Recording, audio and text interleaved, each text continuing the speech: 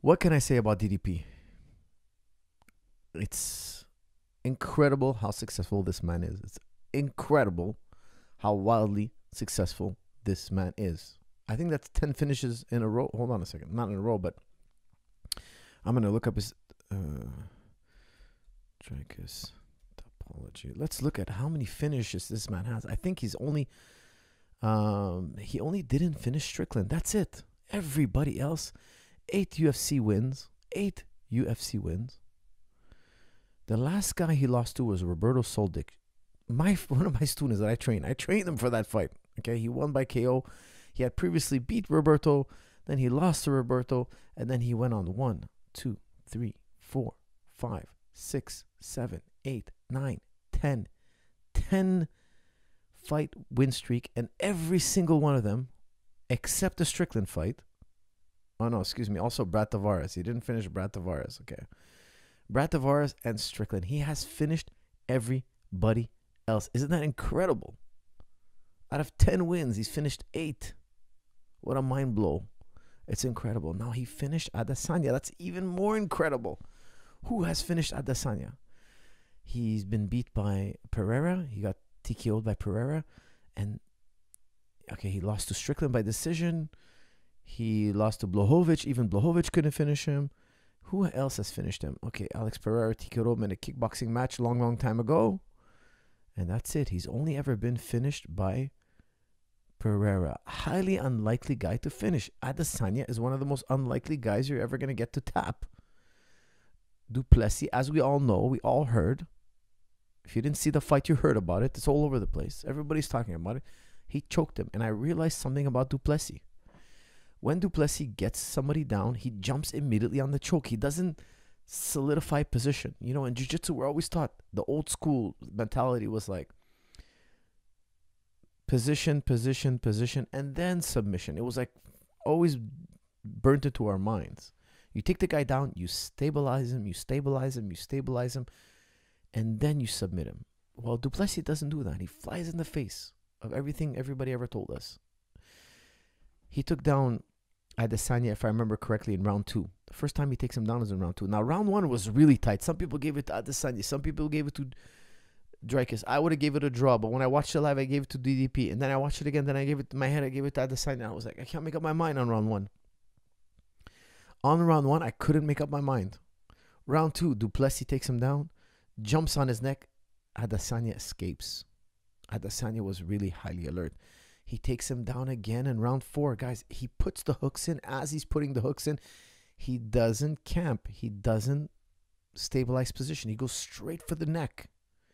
He's putting a hook in. As the second hook is coming in, he's jumping out directly around the neck. I just rewatched the fight now, and I got to tell you, I got to try that tomorrow. I'm going to go in the practice room, and because usually I take the back and I control.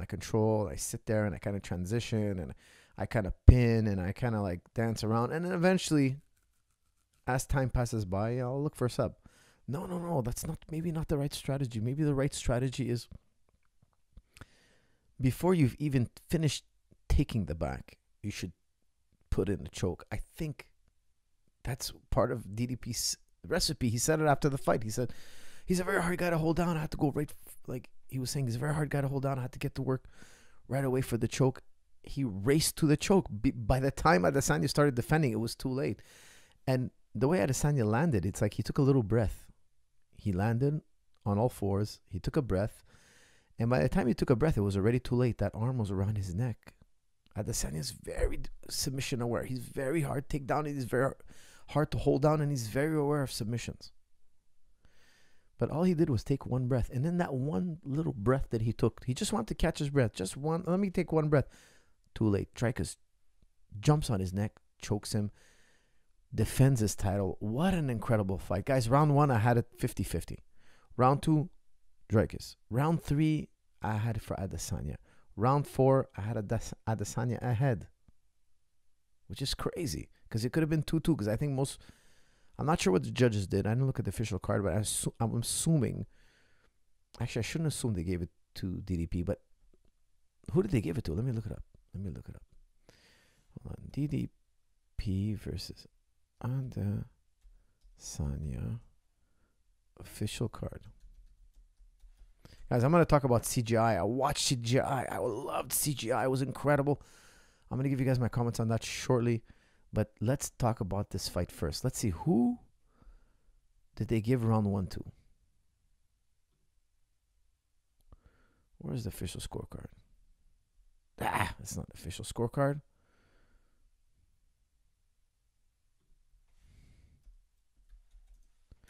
Let's see. Who did they give? I got to see. Okay, here it is. Here it is. Here it is. Here it is. Here it is. Here it is. Here it is. Who did they give round 1 to? All right. 2 judges gave it to Adesanya. All right. So look, 2 judges. One judge gave it to Dricus. Guys, if Adesanya won round 1, Dricus wins round 2. Round 3, Adesanya. Round 3 was going to Adesanya. Excuse me. Round 4, Adesanya was doing well. It was close, guys. What can I say? What a crazy fight. It came down to DDP being a double threat. He was hitting Adesanya hard, not as often. Adesanya definitely landed more strikes, and he was always constantly threatening the takedown. And DDP is a big, strong guy. You don't want that guy on top of you. You don't want that guy on top of you. He never really pinned Adesanya on his back. Adesanya always turned to his knees, always exposed the back. Another dangerous risk. You don't want that guy on your back either. He's like a gorilla.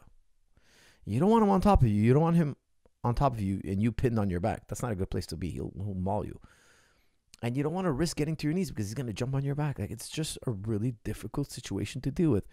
Guys, I remember when I did the pre-fight analysis last week, I told you guys DDP is going to start. And I looked at the vote in the chat room, and it was 51-49 in favor of Adesanya, if I remember correctly. And I was like, okay, we're pretty close. By the time I started going into my whole spiel, convincing you guys that I think DDP was going to win, I looked back at the scoreboard and I thought maybe I would convince you guys, to see it my way. No, you guys went the other way. You guys voted 60-40 in favor of Adesanya. As I was trying to convince you guys DDP is going to win, everybody started changing their mind, going the other way. And let me tell you something. That fight could have gone the other way, but here's why I think if they fought again, I would definitely pick DDP again. Because here's where I think Adesanya had trouble. He couldn't hurt DDP. He could bust DDP up a bit. Yeah, DDP had a bit of a bloody nose, a little bit of a black eye. He hit DDP, I think, with like 15 body shots. Uppercuts to the body. Shovel hooks to the body, teeps to the body. He couldn't hurt DDP. He kicked DDP's leg. He kicked DDP to the body. It just never seemed like his shots ever hurt DDP. And Dricus was able, you could tell that Dricus' shots were harder. He landed less. He landed far less, I would say. But his punches were threatening. They were hurting. And you could see in round 4, he hurt Adesanya before he took him down. He hurt Adesanya, wobbled him, took him down with ease because Adesanya was not completely there. He was a little bit shaken up. And he jumped on his neck. Adesanya needed to take a short breath. It was too late. DDP is really good at jumping on the neck immediately. He's really has a different philosophy. He doesn't stabilize position. He goes for the kill. Okay, guys, with that said, let's talk about Adesanya versus Dricus. And then we'll talk about the grappling show that was CGI and ADCC last weekend. There was so much going on last weekend. It was a crazy weekend of matches. I overdosed completely. But guys, give me your thoughts and comments on this fight and this fight alone, please. Okay, here we go. We have a super chat. Guys, don't forget, I always do super chats and non-super chats, but keep it on this subject, please. Coach, please stop it. DDP was an amateur in there. That's what I'm saying, Nakfi. Zayn, how dare you? Bite your tongue. How dare you say that? Let me tell you something. You go in there and step in with Adesanya. Who stepped in there with Adesanya and walked out to tell about it? There's only 2 men. Pereira, actually, there's 3 men, but 2 men in that weight division. Pereira and now DDP. I think Adesanya had, man, I hate these stupid balloons. I don't know how to turn this thing off, but every time I do like anything I do with my hand here, it sends balloons. Anyways, the best of the best. I think Adesanya has 9 wins in a row, if I remember correctly. 9 wins in a row in the middleweight division. He is a beast, guys. We just saw this generation, arguably this generation's best middleweight, lose. It's like, I don't think he reached the level of Anderson Silva. But he was close. He was getting there. Anderson Silva, I think, had like 14 title defenses. But Adesanya is definitely going in the Hall of Fame. He is a legend of the sport. He's one of the greatest pound-for-pound fighters ever to do it. And he lost this weekend. Now, I know what you're saying. Coach, I know what you're saying. You're thinking, look, he looks so awkward. DDP looks so awkward. He looks like, guys, I'm a big fan of DDP. I'm saying this, but he looks like a shopping cart where the wheel is like, you know, you get that shopping cart and the wheel is a bit wacky. And the wheel is like shaking and it's weird. And you're like, I can't push this thing around. That's the fastest shopping cart in the division. But the wheel is wobbling. It looks weird. I don't know why either. It works. It works for him. He's awkward. He has an awkward style.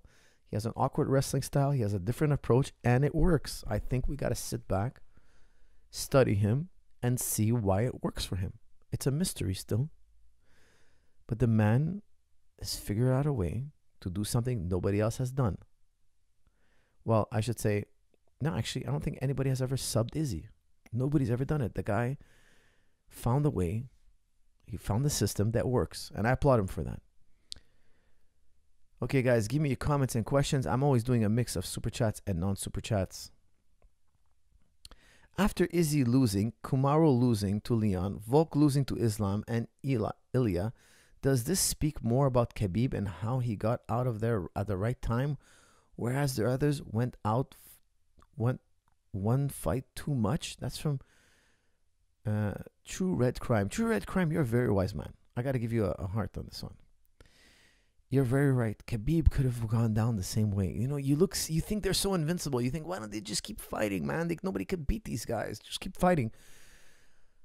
True Red, you are so correct. There's a time and place to get out. You want to get out on top. But when you're on top, you're like, nobody can touch me. Nobody will ever touch me. That's why Khabib was very wise to listen to his father. His father wanted him to retire on top. It was a dream of his father, and he completed the dream, and he obeyed father's plan. He followed father's plan. Father is wiser than Khabib. Father is wiser, smarter. And he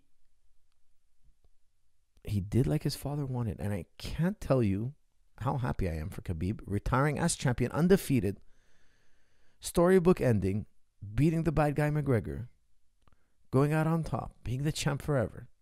Forever now, you can never, take that back. It's a brilliant way to end your career. Now, Anderson Silva, I think he lost to Pettis in a boxing match recently. He's addicted to fighting. He's addicted. He can't get out of that ring. It's like Roy Jones Jr. He was so great at fighting. If he retired at the right time, he might have went down as the greatest fighter of all time, the greatest boxer of all time. But he's addicted to fighting. He lost to guys you never heard of. He kept losing and losing and then fighting and then he can't get out of that ring, man. He's addicted to being in that ring. I don't know what it is about him. Like, is life too boring? I think sometimes day-to-day life is too boring. Find something else in life.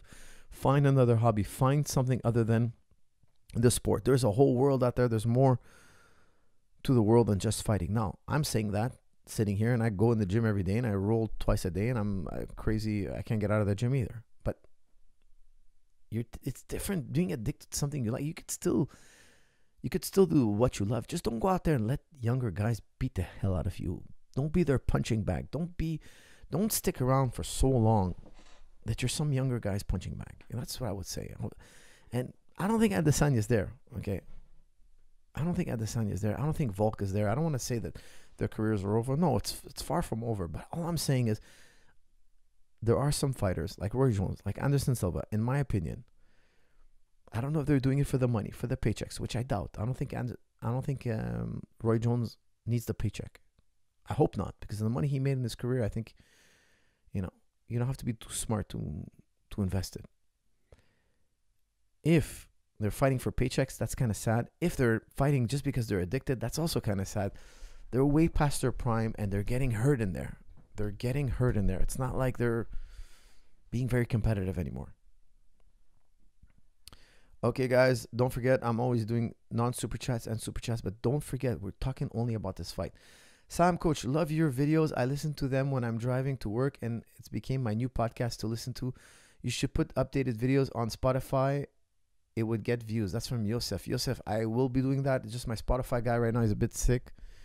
So I'm wishing him well, and I don't want to bother him, but he's gonna get back to it. He's gonna upload everything and get it to Spotify as usual. DDP beating Robert, Sean, and Izzy puts him in the top 3 in middleweight. That's from Swish. Top 3. He makes him number 1. He's number 1, man. He beat Robert Whittaker. He beat Sean Strickland. He beat Izzy. Maybe you mean middleweight history? I wouldn't go so far of that just yet. I wouldn't go so far as that.